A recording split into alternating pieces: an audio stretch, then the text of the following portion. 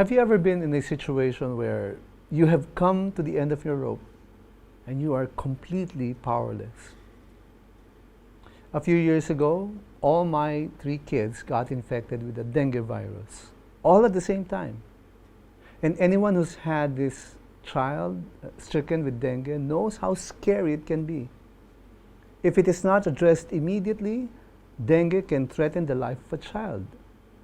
Siguro nabalita na natin na maraming namatay sa sakit na ito. So you can just imagine the panic I felt when all my 3 kids were diagnosed with dengue.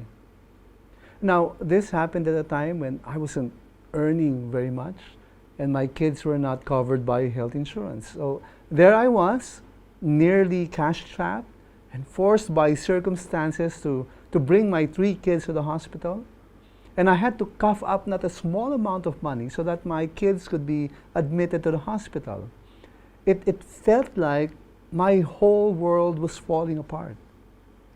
I was at the end of my ropes, so to speak.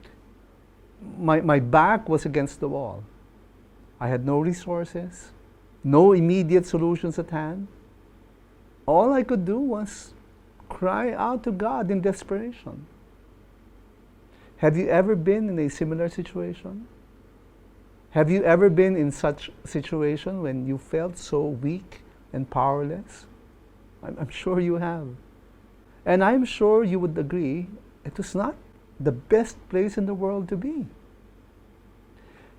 But it is when we are weakest, at the point when we are powerless, that is when we discover that we have someone who is strong for us, willing to help us during our times of trouble. If you have a Bible, read this passage from the book of Isaiah, where God said to his people, "Do not fear, for I have redeemed you. I have called you by name. You are mine.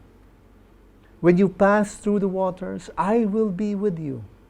And through the rivers, they shall not overwhelm you.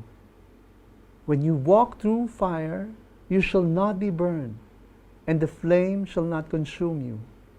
For I am the Lord your God, the Holy One of Israel, your Savior."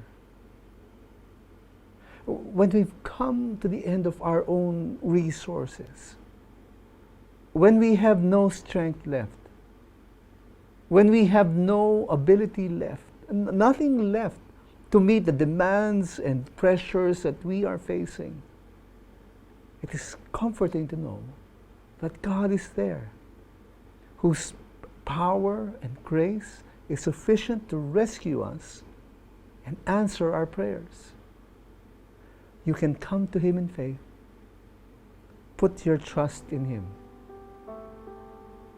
As we learn to trust in the awesome power of the God who is our strength during our times of weakness, may we always keep in mind, faith matters too.